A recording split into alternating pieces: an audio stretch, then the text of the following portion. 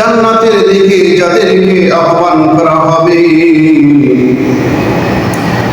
হযরতে আব্দুল্লাহ ইবনে আব্বাস রাদিয়াল্লাহু তাআলা থেকে বর্ণিত, তিনি বলেন নবীজি সাল্লাল্লাহু আলাইহি ওয়াসাল্লাম বলেছেন, কঠিন কিয়ামতের ময়দানে যাদেরকে সর্বপ্রথম জান্নাতের দিকে আহ্বান করা হবে তারা আর কেউ না, তারা ওই সমস্ত মানুষ যারা সুখে দুঃখে সর্ব অবস্থাতেই আল্লাহ তাআলার প্রশংসা করেছেন, কখনো আল্লাহর নাশকরি করে নাই। আল্লাহু আকবার। মুসলমান ভাইরা আমার, হযরত আবু সাঈদ খুদরি রাদিয়াল্লাহু তাআলা থেকে বর্ণিত, তিনি বলেন রাসূলুল্লাহ সাল্লাল্লাহু আলাইহি ওয়াসাল্লাম বলেছেন, পৃথিবীর বুকে তিনটি আমল সর্বশ্রেষ্ঠ। এই তিনটি আমল আমাদের প্রত্যেকের অর্জন করা অতি জরুরি। তিনি বলেন, এক নম্বরে হলো ইলমে দ্বীন শিক্ষা করা। প্রত্যেকটা মুসলমানদের জন্য আল্লাহ রাব্বুল আলামিন ফরজ করে দিয়েছেন। এক নাম্বার হলো ইলম অন্বেষণ করা, আর দুই নাম্বার হলো জিহাদ করা, আর তিন নাম্বার হলো হালাল উপার্জন তলব করা, হালাল উপার্জন করা।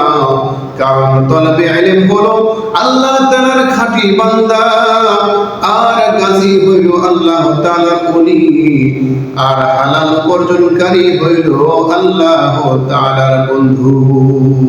সুবহান। হযরত আবু সাঈদ খুদরি রাদিয়াল্লাহু তাআলা থেকে বর্ণিত, তিনি বলেন রাসূলুল্লাহ সাল্লাল্লাহু আলাইহি ওয়াসাল্লাম বলেছেন, পৃথিবীর বুকে তিনটি আমল সর্বশ্রেষ্ঠ। এই তিনটি আমল আমাদের প্রত্যেকের অর্জন করা অতি জরুরি। তিনি বলেন, এক নম্বরে হলো ইলমে দ্বীন শিক্ষা করা। প্রত্যেকটা মুসলমানদের জন্য আল্লাহ রাব্বুল আলামিন ফরজ করে দিয়েছেন। এক নাম্বার হলো ইলম অন্বেষণ করা, আর দুই নাম্বার হলো জিহাদ করা, আর তিন নাম্বার হলো হালাল উপার্জন তলব করা, হালাল উপার্জন করা। কারণ তলবে ইলম হলো আল্লাহ তাআলার খাঁটি বান্দা, আর গাজী হইল আল্লাহ তাআলার ওলি, আর হালাল উপার্জনকারী হইল আল্লাহ তাআলার বন্ধু। সুবহান। হযরত আবু লাইস সমরকান্দি রাহমাতুল্লাহি আলাইহি বলেন, তার বিখ্যাত কিতাবের মধ্যে রয়েছে চারটি আমলের কারণে মানুষের দিলটা আলোকিত হয়ে যায়, মানুষের অন্তরটা আলোকিত হয়ে যায় চারটি কাজ করার দ্বারা। এক নাম্বার কাজ হইল মানুষ অল্প আহার করার কারণে তার অন্তরটা আলোকিত হয়ে যায়।